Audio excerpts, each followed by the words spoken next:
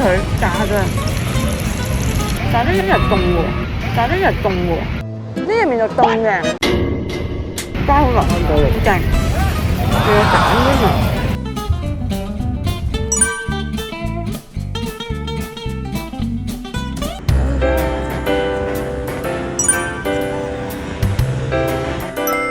台北市網球中心喺2017年啟用，一共有10個戶外球場、4個室內球場，仲有1個副球場同埋1個主球場。除咗網球場之外，仲有其他運動設施，例如羽毛球場、健身中心同埋舞蹈教室等等。然後簽完場，我哋就去揾自己嘅卡啦。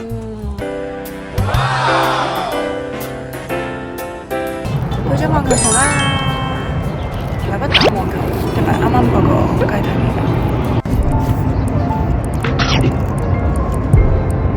我嚟到台北會打網球啊，仲有好 local 咁樣食咁樣麵包，唔知點解求其買麵包都好味。咁我阿哥就叫咗佢個台灣朋友幫我 book， 咁你做咗註冊啊、登記啊、verify 啊先 book 到嘅。咁所以如果你真係要 book 嘅話咧，一定要問你台灣朋友幫手啦。咁見到而家就係8點，都好多人嚟。呢度仲有室內嘅網球場添，但係今次我哋就 book 室外嘅，都比較遠啊！啱啱搭咗捷運去咗昆咩站啊？昆明啊，昆明站，昆陽站，sorry，昆陽站。跟住咧，再搭 Uber 嚟，所以真係好遠。不過如果你有恒心就冇難事。試次一次 ，no next time 噶啦。跟住呢個三文治咧，就喺昆陽站一出閘就有嘅，有個啲佢去整嘅，超好味。包係炸過嘅，但係佢成個包都係凍嘅，所以唔會話好油膩。跟住啲生菜又好新鮮，嚿蛋就煎蛋嚟嘅，但係未係熟晒嘅，所以唔會話搞到成手污糟晒啊！真係台灣人食早餐第一手。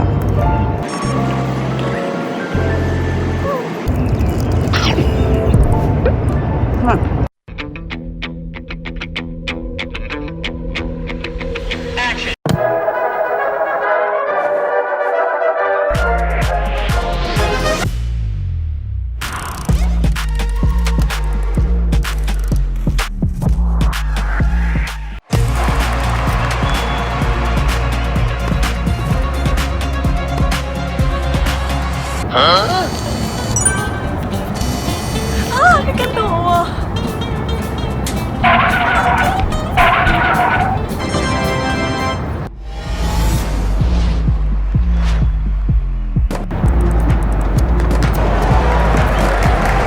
！15 left.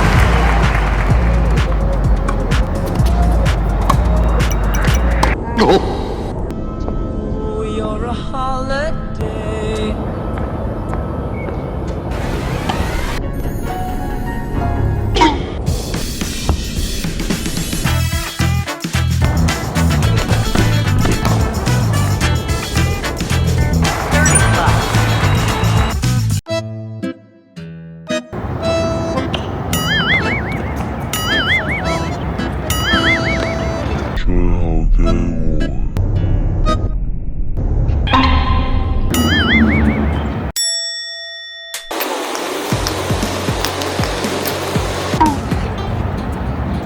超多人啊！咁唔係星期一嚟嘅，點解可以咁多人嚟練波、學波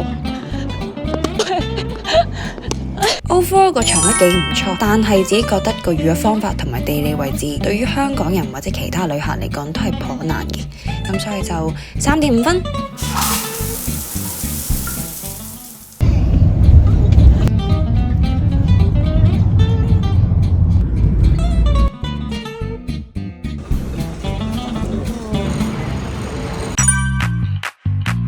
呢一間係後晚我哋會嚟住嘅酒店，因為跟住落嚟就會準備台北近郊1日遊啦，所以就會先將大人嘅行李存放喺下一間酒店嘅 reception。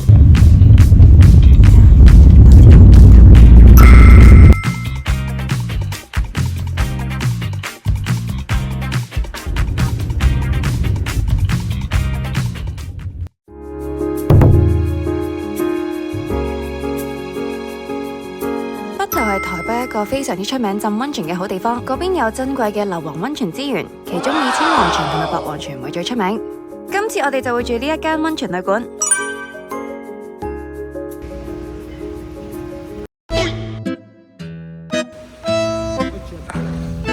哇，熱㗎！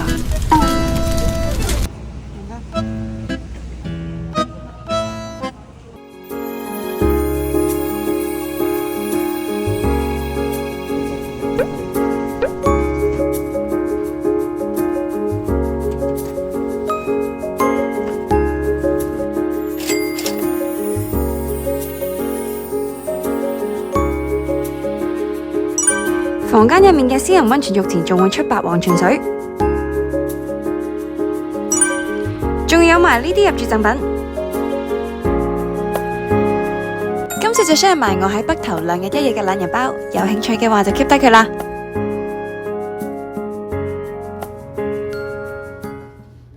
去公眾浴池之前，試佢哋啲免費嘢食先。呢個叫兩件餅。哦，牛耳嗰啲嘅，嗰種咪牛耳，好搞笑嗰啲滷味味啊，係咪啊？呢個去唔去啊？隻夠啦，嚟啦，等咩？嚟啦！喺出面有冇行下街？下風景，差唔多要落去啦咁。好啦，落到去再話，落完去再話俾大家聽，究竟公眾浴池點啊？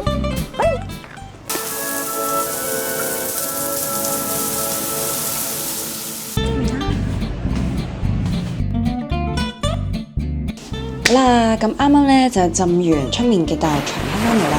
咁出面咧，啱啱嗰個大浴場咧都比我想象中咧唔係話好大。佢同時間咧，因為佢唔係好大啦，咁所以佢都有好多管制做咗，即係可能例如人流管制啦。啱我哋落到去 reception， 因為一開頭咧去浴場之前咧一定要攞到儲物櫃嘅 key 咧先可以入場嘅。我一路化妝一路同大家講。咁點知去到佢就而家冇晒喎，咁然後佢就用呢一個儲物櫃嘅 key 咧去做呢一個管制。咁所以如果冇儲物櫃 key 嘅話咧，其實基本上你可以唔使入去噶啦。咁但係咧，我哋啱啱都等咗可能2-3分鐘度，咁佢都摷咗一紮 key 出嚟嘅，咁嗰度可能大概5個度，我冇睇錯嘅話，入面應該大概30到40人度。咁佢入面咧有分1個、2個、3個、4個、5個、5個浴池嘅，咁但係我覺得咧呢一個大浴池咧好多 step 都好乾淨嘅，即係可能例如一入到嚟啦，首先有一個儲物櫃咧係俾你放鞋啦，跟住咧放完鞋之後啦，再入去第二個幕咧，咁有第二個儲物櫃咧俾你裝你啲衫啊、電話啊嗰啲自己個人嘅物件啦，跟住後尾咧即係大家都係要剝晒衫啊，咁入到去你一定要沖一次涼先啦，同埋要戴浴帽，咁先可以去用佢哋個浴池嘅。咁啱啱咧有5個浴池，每個池大概啲大少少嗰啲就可能有5-6個人到啦。咁細少少嘅池咧，其實都係得3-4個人嘅啫。其他人有啲係喺度沖緊涼啦，有啲喺度焗緊桑拿啦，有啲浸溫泉由黃色、綠色、粉紅色咁樣有唔同功效，咁樣就唔係嘅。咁佢淨係得一種白硫磺嘅泉水啦。咁有個高溫嘅，有個就冇咁高溫。高溫嗰就42度、43度到，冇咁高溫嗰啲就大概40、41啊。有一個咧仲得意嘅就係叫做咩氣泡浴池咁樣啦，咁就係有成張凳喺度，白色嘅一張凳啦，咁你係成個人好似按摩椅咁樣挨住咗啦，由好勁嘅泡咧噴出嚟嘅，人咧係直頭坐唔穩添嘅，可能30秒到，咁我就再落翻嚟，因為就定唔實。同埋我想講，好 surprisingly 入面有一個好乾淨嘅廁所啦，即係我話個大浴場入面有，我啱喺換3間即係儲物櫃嘅時候，我已經有問緊。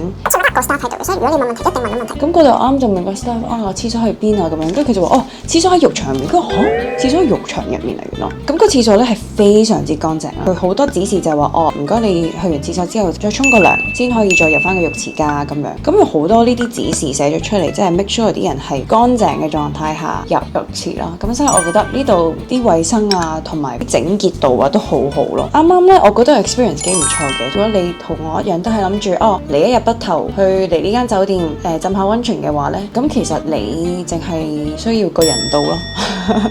係啦，呢度要有嘅都有晒，佢入面有晒沖涼液啊、洗頭水啊嗰啲，唔會自己帶到噶啦。我哋啱啱咧搭 Uber 嚟，大概1個鐘內嘅車程，咁就已經到北投啦。咁所以如果大家去台北嘅話咧，想去浸溫泉嘅話咧，我覺得北投一個即係非常之唔錯又近嘅地方。因為咧，我哋本身都係諗住去完北投之後咧，其實我哋今日就係 stay 1晚嘅啫，跟住之後我哋就會再翻台北，即係可能買下手信啊咁樣。咁所以我覺得係一個幾唔錯嘅一個行程嚟嘅，係啦。咁 so far 呢一個大浴場嘅 review 就係咁樣啦。咁一陣間咧，其實房入面咧個廁所咧都有個細細嘅浸腳或者浸半身都得嘅一個浴缸嚟嘅。如果大家有興趣了解多啲嘅話咧，咁我都喺下面放翻個官網喺下面啦。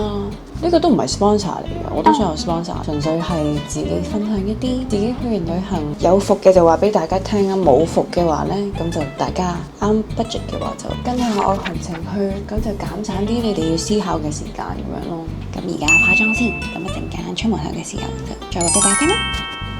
下一集終於嚟探索新地區北投。咩啊？係啊，好多松樹啱喺我前面嚇死我，白鶴我都見到。竟然仲可以超近距離咁睇飛機，又圓又大，好似拳頭咁大粒嘅火龍果，你有見過未？帶大家深入台灣人最愛嘅果欄，嚟個台灣水果omakase。